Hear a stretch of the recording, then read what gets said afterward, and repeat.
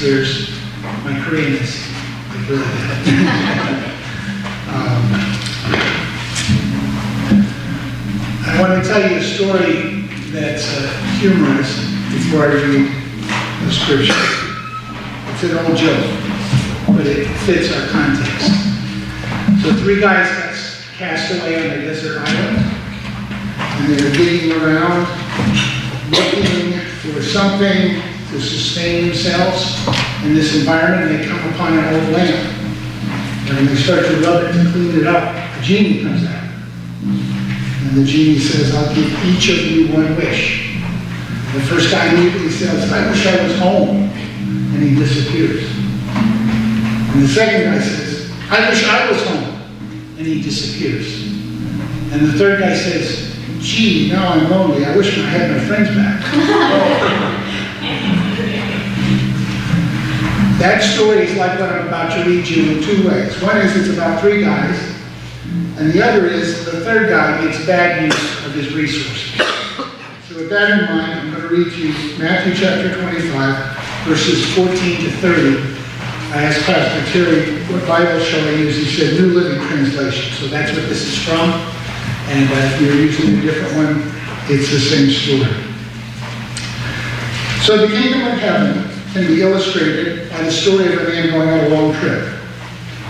He called together his servants and entrusted his money to them while he was gone.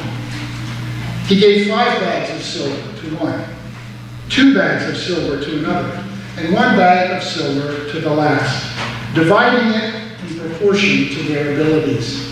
Then he left on his trip. The servant who received the 5 bags of silver began to invest the money and earned 5 more. The servant with 2 bags of silver also went to work and earned 2 more.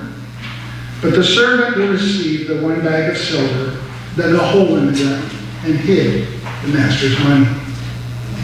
After a long time, their master returned from his trip and called them to give an account of how they had used his money. The servant to whom he entrusted the 5 bags of silver came forward with 5 more and said, Master, you gave me 5 bags of silver to invest, and I earned 5 more. The master was full of praise. Well done, my good and faithful servant. You've been faithful in handling this small amount, so now I will give you many responsibilities. Let's celebrate together. The servant who received the 2 bags of silver came forward and said, Master, you gave me 2 bags of silver to invest, and I have earned 2 more. The master said, well done, my good and faithful servant. You've been faithful in handling this small amount, so now I will give you many more responsibilities. Let's celebrate together. Then the servant with the 1 bag of silver came and said, Master, I knew you were a harsh man, harvesting crops you didn't plant and gathering crops you didn't cultivate. I was afraid I would lose your money, so I hid it in the earth. Look, here is your money back. But the master replied, you wicked and lazy servant. If you knew I harvested crops I didn't plant and gathered crops I didn't cultivate, why didn't you deposit my money in the bank? At least I would have gotten some interest on it. Then you ordered, take the money from this servant and give it to the one with 10 bags of silver. To those who use well what they're given, even more will be given, and they will have an abundance. But from those who do nothing, even what little they have will be taken away. Now throw this useless servant into outer darkness, where there will be weeping and gnashing of teeth. When I was pastoring in Charlottesville, Virginia, every year from October till right about now, graduation time, I had a steady stream of 4th-year students coming through my office. And they always had the same question. Pastor, I'm about to graduate from the University of Virginia. What do I do with my life? Or if they were more spiritual, they put it this way. What's God's will for me? The answer is contained in this parable. You see, it's a parable Jesus told. It's one of a series of 4 he told right before he went to the cross. And the context was, what I want you to do until I come back. Let's have the first slide if we get that.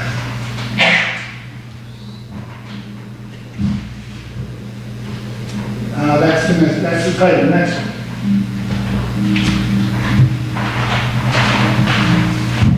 Sorry, I was inspired with It's 5 slides. If you have slide 1, you should have 4 more, no?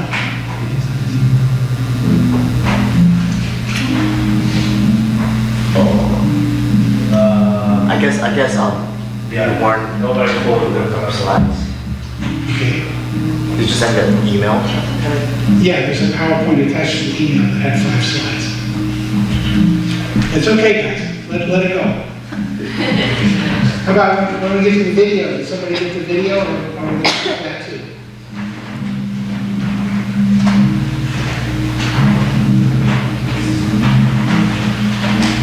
Okay, they're working on it. What did the Apostle Paul do without technology? To add drama to the presentation. So now everybody's sitting here thinking, so between now and the end, is it going to work or not? Stick around and find out. The hinge of this passage, the thing where everything turns, the difference between servants 1 and 2 and servants 3, is down in verse 24 and 25, where the one bag of silver guy says, "You're a hard man, and whatever I earned, you wouldn't let me keep." But he has no basis for believing that. All of the money that this master gives out is whose money? It's his money. He's entrusting it to them. It hasn't cost them anything to get this money. Nothing. They get the money for free. And we see by his response to those who made an effort to earn more, that he didn't keep it for himself. He said, "You did great. I'm going to give you even more now." Isn't that the way the story goes? So what's the problem with our guy number 3 here? His problem is that he believes a lie. He believes he can't trust the master. He believes the master's not a good man. And he believes that he won't get to keep what he earns. Now in the story, the master obviously stands for Jesus Christ, the one who's about to leave and is coming back later. And this is the exact problem that people have in our culture and every culture in the world that resists the gospel. People doubt that God's good.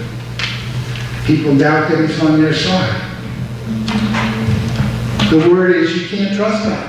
You better take care of yourself. It's up to you. This lie appears a lot in the Bible. It starts right in the very beginning. The story of our first parents in the garden. They're in this perfect environment. They did nothing to earn it or deserve it.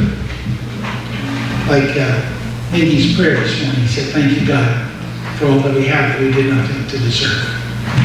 Our first parents were in a perfect environment. They did nothing to deserve it. It was the gift of God. But they believed a lie. The lie was, God's holding out on me. There's something good he's not giving me. If you'll just do it the way I tell you, instead of the way God says, then you'll have everything. But instead of having everything, they lost everything. That's the same lie the man believed in the story. The master's not really good. Whatever I earn, he's going to take away from me anyway, so I better play it safe. So what do you believe? Is God good? Is that a settled issue for you? You see, this is us in this story. We're in this parable. Each of us has received from God things that we never did anything to deserve. First of all, life. Second of all, any abilities that you happen to possess. Third of all, whatever level of financial resources you have access to, either for yourself or through your family. You didn't produce those things. I didn't produce what I have. They're the gift of God's grace. And something even more than that, something far more valuable. And we alluded to it in our songs this morning, and in the catechism. What's something worth? What's anything worth? The answer is, something is worth whatever somebody's willing to pay for it. That's why the same new car that's worth is sold for one price up here in your part of Virginia, is sold for $2,000 less in my part of Virginia. Same car. Why different? Because people are willing to pay more here. Average income is higher. Down our way, the average income is lower. So the car sells for less. Something's worth what somebody's willing to pay for it. So what are you worth from God's perspective? You're worth the most valuable thing ever given in the history of the world. The life of the Son of God. Jesus told another parable where he said, the kingdom of heaven is like a man who found a pearl buried in a field. Someone wanted to treasure the field. Something very valuable. And he went out and he sold all he had to possess that. You're the treasure. You're God's treasure. And he sent his Son to give his life to possess you. How much of his life did he give? The whole thing. I don't know if anybody ever watches poker on TV. You watch the Texas Hold'em game. The most highest, the most valuable bet you can make in that game is 2 words. You know what they are? All in. All in. For Jesus Christ, God is saying, he's going all in for you. So you have yourself, you have your abilities, you have access to financial resources, you have the gift of God's Son. What will you do about it? Because see, that's the next part of the story. All of this comes through. We say in Christian terminology, it's grace. It's given. But the issue is, what am I going to do in response to the free gift? See, the gift of God is no use to you unless you put it to work. Grace goes fruitless unless it's matched to faith. And faith, lots of times, is spelled R-I-S-K. You have to take a risk. But you only take a risk if you trust God. See how that's tied together? Let me give you an example. You get something over the internet, somebody claims to be a Nigerian prince, and if you just put $1,000 in a bank account, he'll give you $10,000 later on. Why don't you believe that email? Because you know you can't trust the person that's saying it. God's made us an offer we know that we can trust him because he already gave us his best to purchase us so we have a life for him. Sometimes we hold back from trusting God because we get envious of what others have and we don't.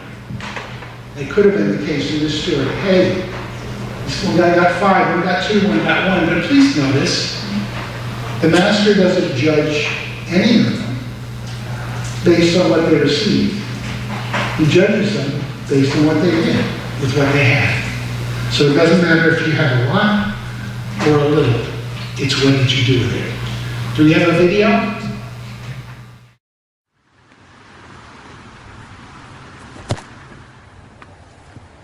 I wasn't ready.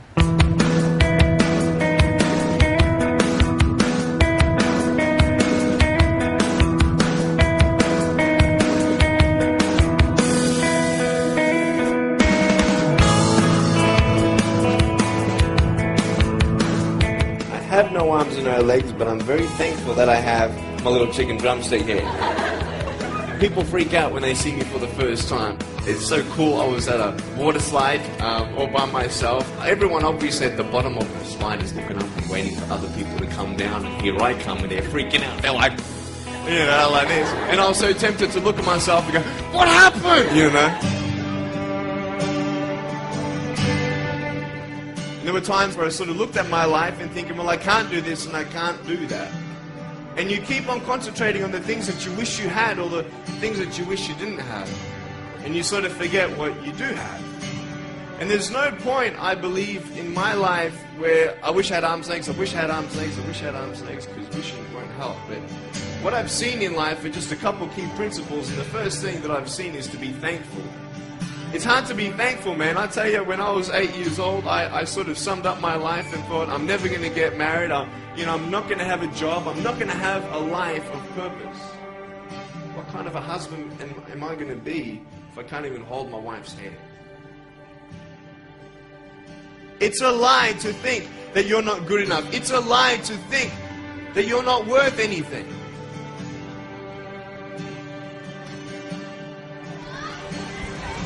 Oh boy. Woo! It's freezing, I can't feel my hands. I love life. You know, so many people come and say, how come you smile so much? And I'm like, well, it's a long story.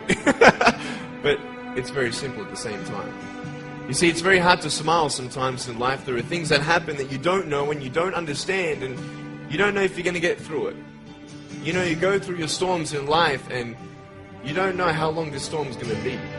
And today I want to share with you some principles that I've learned in my life that you can use in yours.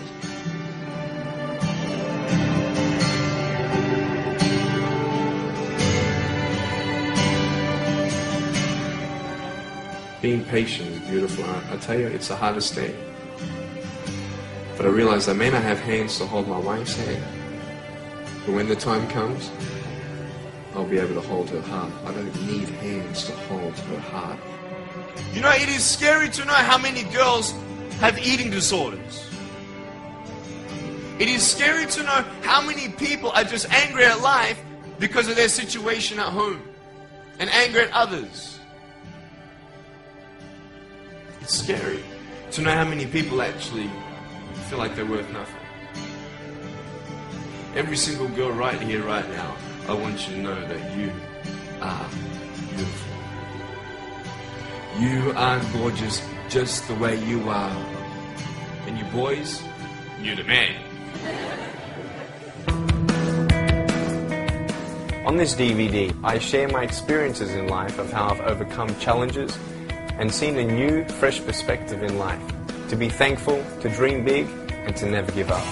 I speak to children, youth, and adults about key issues and principles that I've applied in my life that has given me the strength to conquer all that comes before me.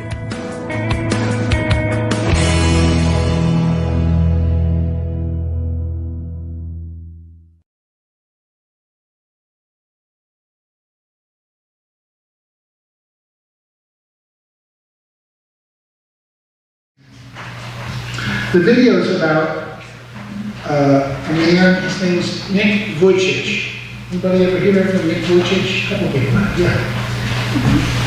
He was born, his family ethnic background is Serbian, but he was born in Australia. And he has no arms and no legs. You hear me? No arms, no legs. So did you think he maybe had a little struggle with what God had given him to work with? Just a small one, don't you think? And if we can see the video, I want you to see first the joy of his life, and second, the productivity of his life. And his answer is just what I'm telling you this morning. He decided God was good. He decided to trust God, and he decided to use what he has. What he has opens doors to him all over the world. So when life's gifts were handed out, who got more? You or the guy with no arms and legs? Anybody here with no arms and legs? Okay, we all got more than he did. He decided to trust the giver. He decided God is good and he's going to invest what God gave him and bring a huge return on God's investment.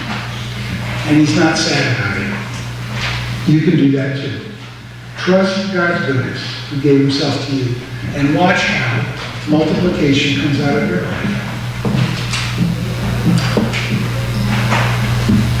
Back in 2003, my wife and I did a wild and crazy thing.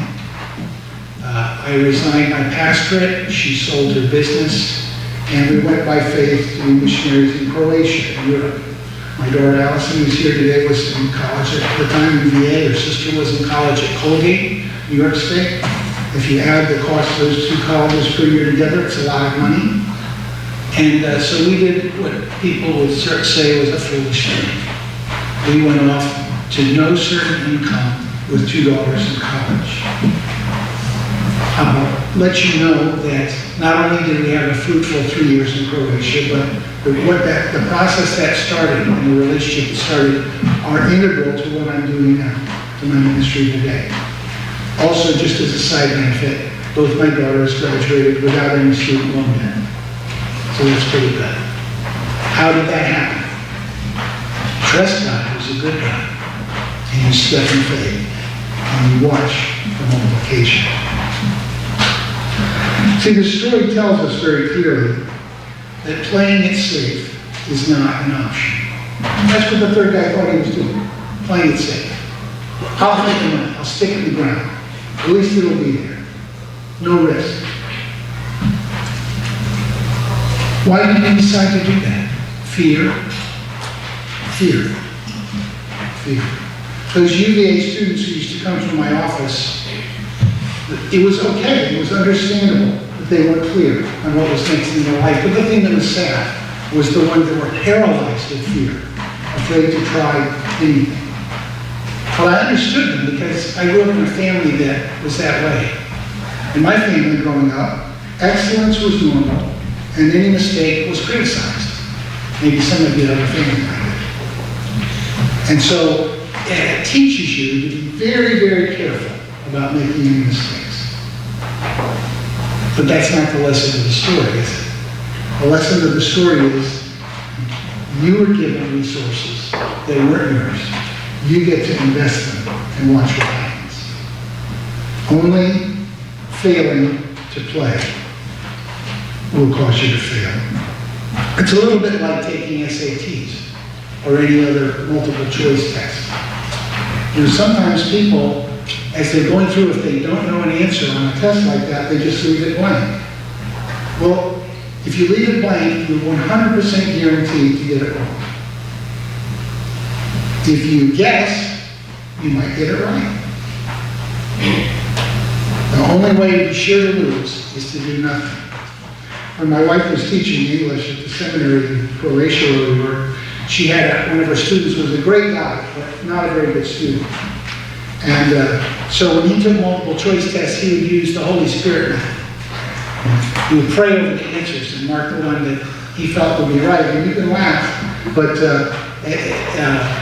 he got into intermediate level English when he first came here, and the only English words he could say were, "how is." But he prayed over his test and up the things, and he got a good enough score to get into intermediate English. So don't try it. Don't laugh if you haven't tried it. See, that's an expression of faith. You only fail if you refuse to risk. So if you're fearful, or if you're only just uncertain, what's my life about? What do I do? What does God want from me? The answer is hidden for you in this parable. First of all, your Heavenly Father is giving you a gift of salvation, eternal life if you want it. It's offered.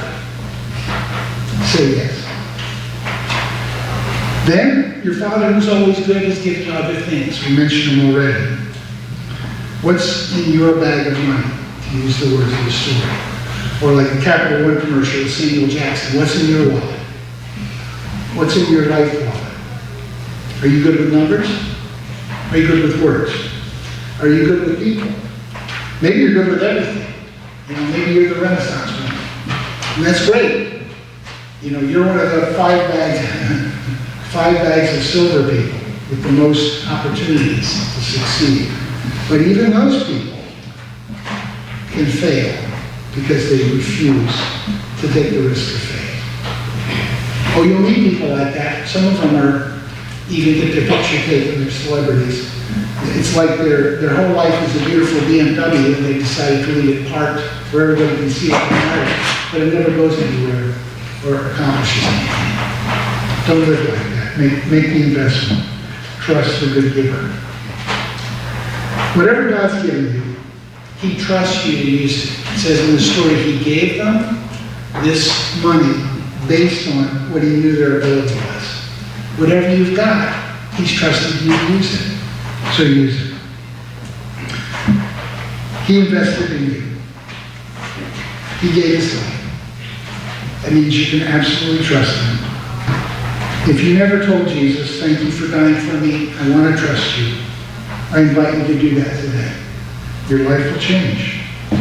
One of the things that will happen is fear that paralyzes you will start to slip away because you realize that you're safe. You're safe. Not perfect, not that you won't make mistakes. This is called real life, but you're safe. Somebody's holding you. He's a good father. He gives good gifts. He trusts you. Trust Him. Use what He's given you.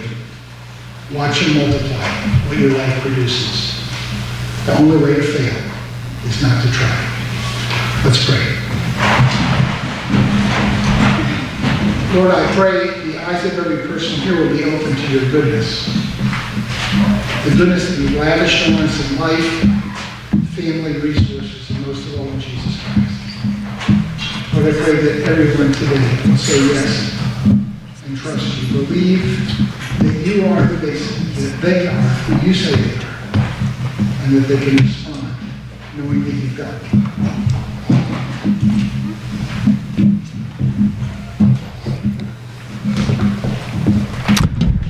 Thank you.